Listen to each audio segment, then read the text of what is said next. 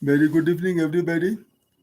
I am now facing you all, trying to speak something that comes to my mind on the art of singing, the greatness of singing, and how blissful and how divine this experience of singing is. I, as one of the very patient listeners, I think I am a very good listener to good music, good songs. And whenever I listen to good songs, I feel uplifted. I feel as if I have had some sort of interface with heaven, heavenly life. John Keats, P.V. Shelley, among the romantics, they wrote so many poems on the greatness of singing, singing by birds.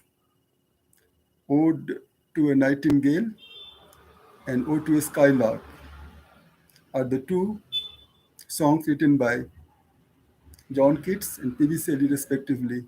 And both these poems highlight the blissfulness of thoughtful singing by the birds, the one nightingale and the other skylark. And I feel that whatever is the expression and the statement of these two poets are true to the spirit of this art of singing. Singing is a blessing. Whoever sings to the delight of millions and millions of people, that person is the blessed one, the blessed one. He is a direct messenger of the Almighty's to the earthly people. The life is on this earth so much trouble, so much sad, so much filled with all kinds of pain, all kinds of agony.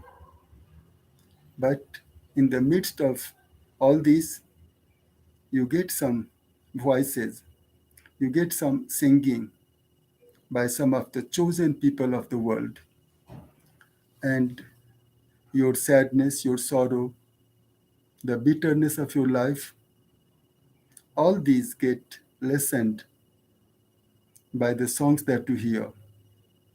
A tragic song, a comic song, a happy song, the so called romantic song, nature song, song of the hearts of the aspiring people, of the ambitious people, of the dreamy people. So, all songs that are classic, that touch the heart, that touch the soul, these songs are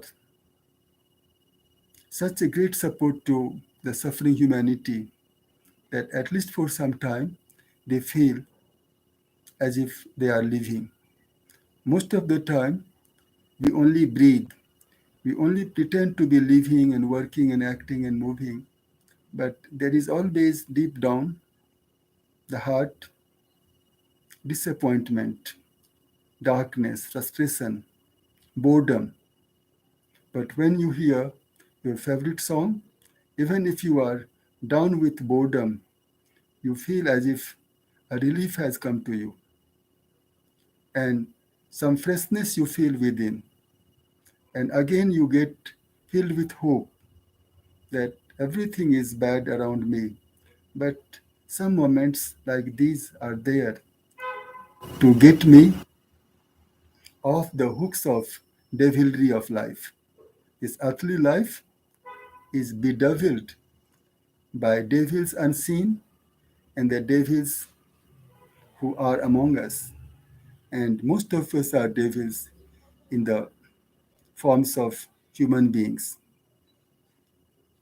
So this evening, I am trying to give you some of my own feelings to get attested with your own feelings or stamped with your own feelings or tallied with your own feelings as to what you feel about the great songs that you would like to hear or you like to hear. When I say great songs, then I mean a few songs that are capable of making you feel that you are floating in the sky, you are going up to the stars, you are getting the touch of the moon. And if there is any heavenly bliss, you are getting that bliss through your reception of the songs.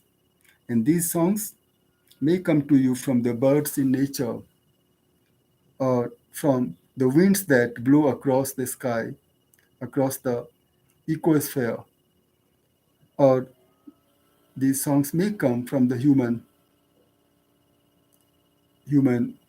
systems, human music organs, internalized music organs. Orpheus is one name in the Greek mythology, and he's supposed to have mastered the art of singing. Whenever he sang, it would be heaven everywhere. It would be delight everywhere, even the mountains, the hills, the so called fixed ones, the so called unmovable ones, the so called landmarks of this carved earth. Everything would get into internal motion, the motion that won't be seen by the naked eyes of the humans, but humans could feel that the impact of the music, the impact of the song is not only on the humans but also on non humans. Orpheus is supposed to have traveled all across. He traveled to the heaven, he got into the hell to see what conditions uh, the hell is supposed to be in. And it is said that at the gate of the hell, he found barking dogs, terrible, horrific, and they could have killed him. But it is said that he made use of his music as a weapon to pacify the barking dogs of ferocious sorts. And then the dogs gave him way into the hell, and he experienced whatever the hell was all about. It is said that Orpheus would get into a mood of singing at the very first charge of nature, at the very first charge of his divine patron, and he would loosen his world of music for the advantage and for the delight of all kinds of creatures, including human beings. In our part of the world, I mean in Asia, particularly in India, there have been legendary singers like Baiju Bawra, Tansen, and many others. But these two, Baiju Bawra and Tansen, have been filmed also. They are legendary singers. It is said that when they sang, even the thirsty animals heading to the water bodies would stop to listen to the songs, and in many cases, they would forget their thirst. They wouldn't have thirst anymore. After listening to the music, they would be dazed, tranced, and they would, you can say, stay in the tranced state for sometimes for some hours, and after that, they would come back to their dens, to their places of so called residence, to their habitats. That was the power of music. Whenever there arose a situation of drought, it is said, it has been written in the texts regarding the music of these two greats. They would have their music on. They would start singing, and then after some time, the clouds would bring water within themselves, and these clouds would burst into rains, required amount of rains to the parched up earth.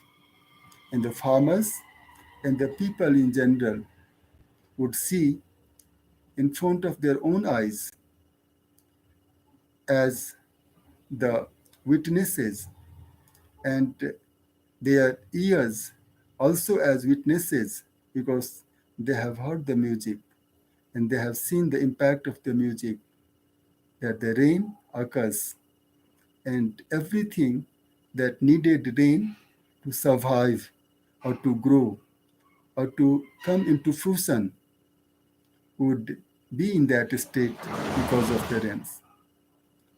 Singing is a blessing.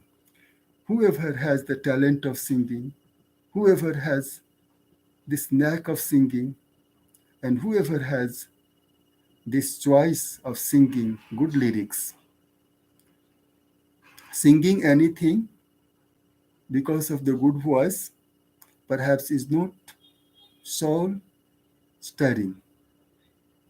A song that touches the soul has the lyric of the very high level. When you sing in praise of humanity, when you sing in praise of compassion, when you sing in praise of the beauty of nature, when you sing in praise of the greatness of divinity, the glory of divinity, when you sing in humility, modesty to the forces of nature and the universe, then your songs become great. And your songs start stirring the souls and the minds of the listeners. Sometimes people go to certain films in any language, English songs, very popular around the world. Young people, they learn how to sing English songs, or they develop the habit of listening to English songs and deriving joy out of that exercise of listening. You have scores of languages rich in songs. I remember a book that I still have with me, and that book is filled with the songs. And these songs are rooted in Shakespeare's genius, or these songs are credited to Shakespeare. Different sources, and some of the songs are also there that are supposed to have been much, much favorite with Shakespeare himself, the genius of the world of all times, the one who gave to this world not only stories of great romance, great comics, great tragedies, but also great lyrics scattered all over the world of his writing. A singer is a special person, a special human being. He is divine in the sense that when he sings, he loses himself to the other world where purity, holiness, clarity, cleanliness means everything that is supposed to be so nice is created. When a singer sings to an audience invited, then the invited audience feels that it was a great invitation. When people go to ask the singer, or the people have problem to locate a singer, then you follow the voice.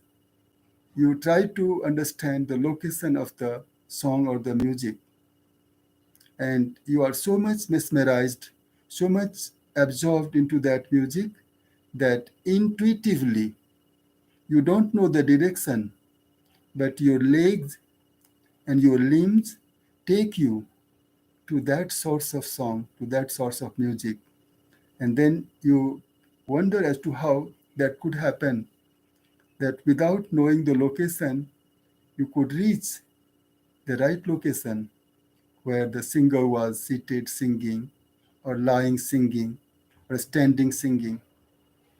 Singing is a blessing.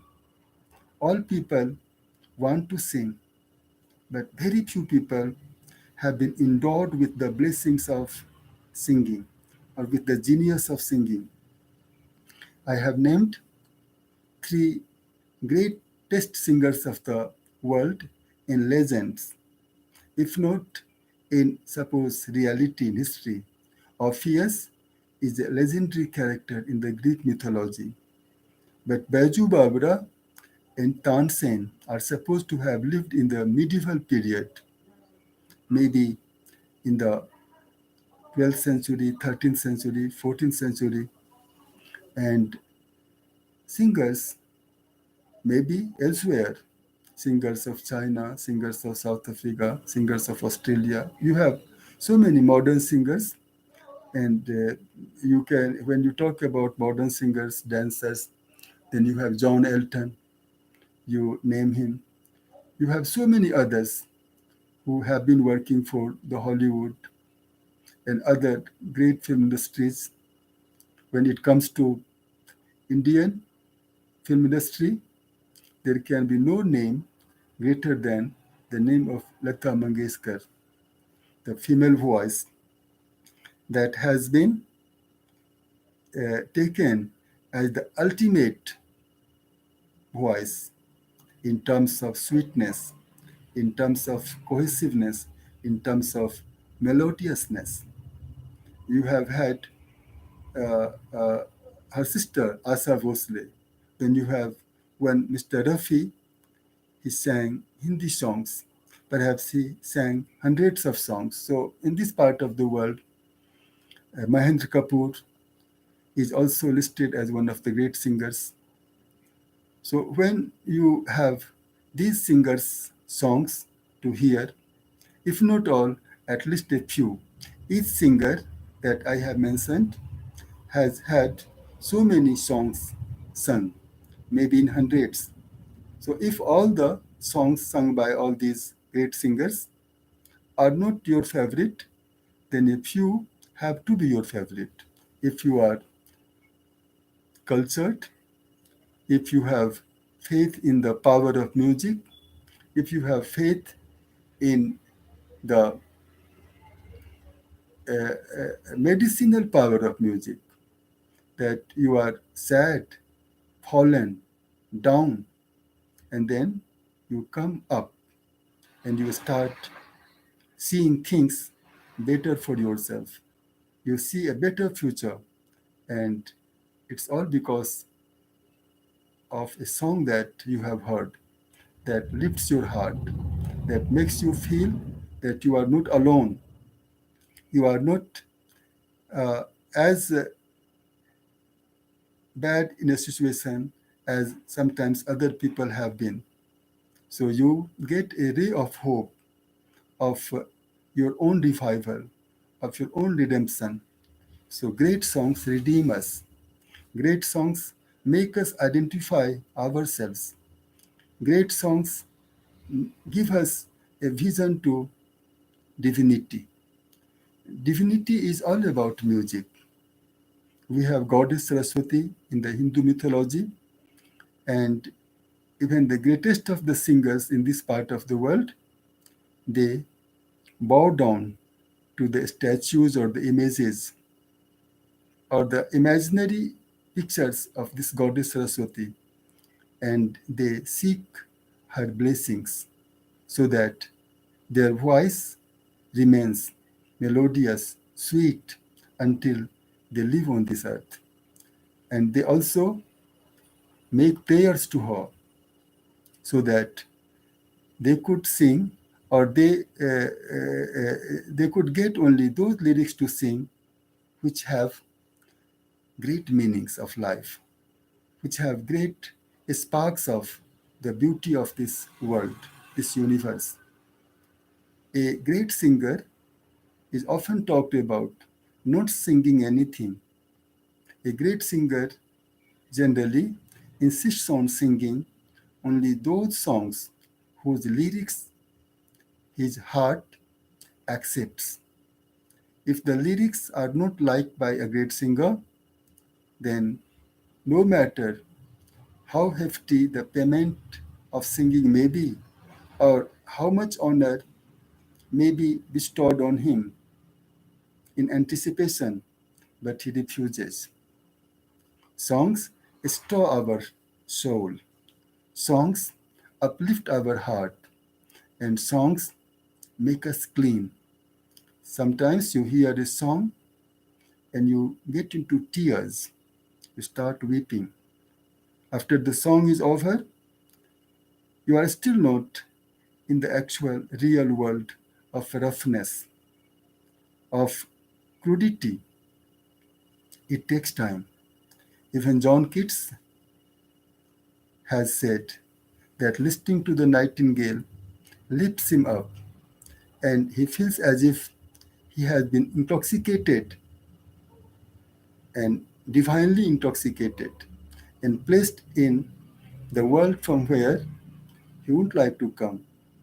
But the effect of music gradually starts fading, and when the impact of the music gets faded completely, then you feel as if you have crashed down. You have come back again to the same rough and tough and boorish atmosphere of life. So, music at intervals is a tonic. Great songs must be remembered, and one must make use of these great songs when one is down with troubles, challenges. I, as a human being, and I being lucky for having immeasurable love of music, of songs, when I listen to the songs of my choice, I feel as if I am not alone. I am not endangered. I am not enemied. I am not to be finished by those who don't want my existence to continue. I feel the presence of God, the presence of Goddess, the presence of a patron, the presence of a well wisher, because that music fills my heart, and that music gives me a glimpse of divinity, heaven, and I feel, and it's true. When I say I feel, it's true that I feel that the world is so great, so nice. Life is so good, so sweet. And in these songs, the vistas, the panoramas, the scenes, the characters, the people, the birds, how ideally ideal they are, how much indestructible they are, how much away they are from any tents, all pure, all delightful, all enriching. When you listen to a song on the glorious beauty of nature, and that beauty recognized by a human heart, by a human soul, a song that is written or that is sung on the glorious innocence of childhood, or the beautiful starry sky, or the deep blue sea, giving life to thousands and thousands of creatures, and bearing the burden of hundreds of boats and ships on its bosom. And the singer gives you a thrill of what sort of life the sea has been living, what sort of life the oceans have been living.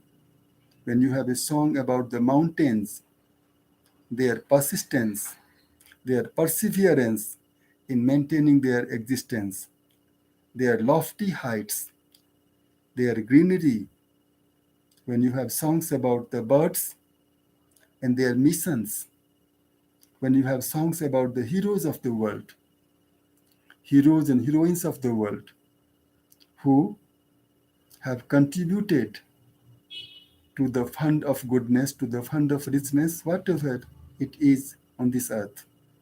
And when you have songs about the beauties of divinity, the charm of divinity, the blissful vistas of the divine world, then also you feel that in the times of crisis, in the times of boredom, barrenness, in the times of darkness and frustration, you could go back to these songs and you could have relief. Life generally is to come to an end, and life generally is filled with pain, filled with all kinds of tension. But songs and the singers, they are the doctors. What the doctors, medical doctors, or other kinds of doctors cannot do, music can do, songs can do.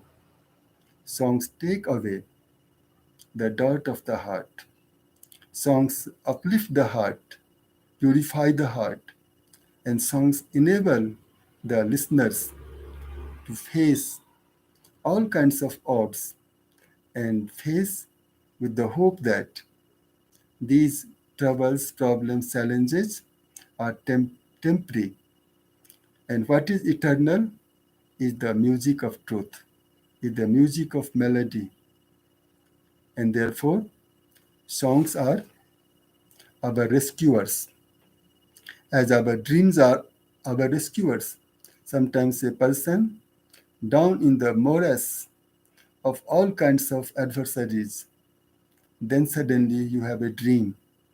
And that dream is so much supportive, so much blissful, so much divine that you come out all fresh, all vigorous, and all hopeful to get on life, to win in life, to realize the missions in life.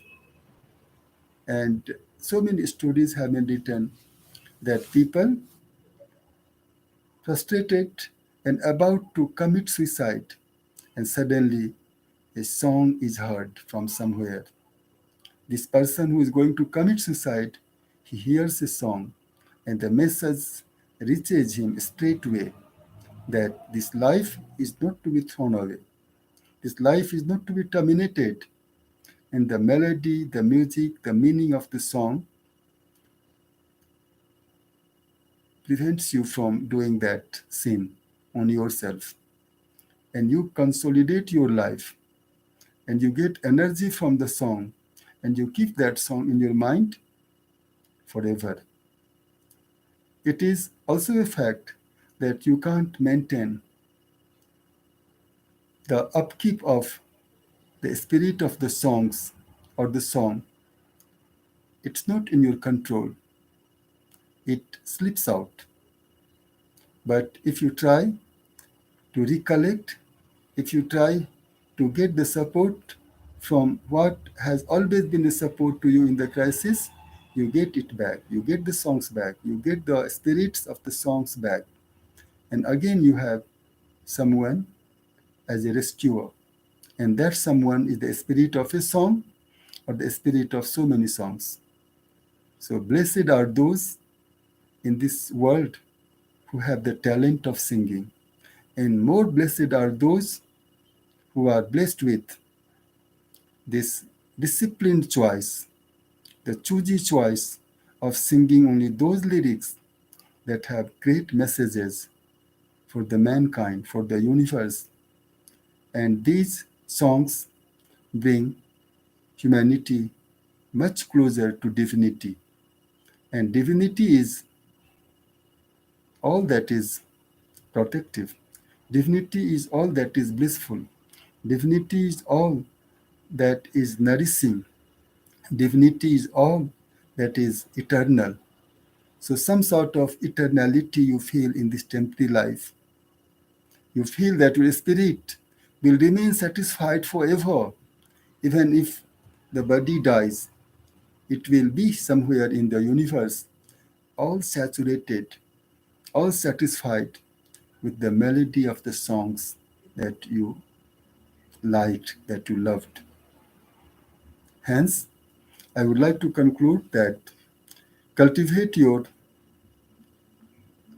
culture to give space to great music, great songs. Cultivate yourself.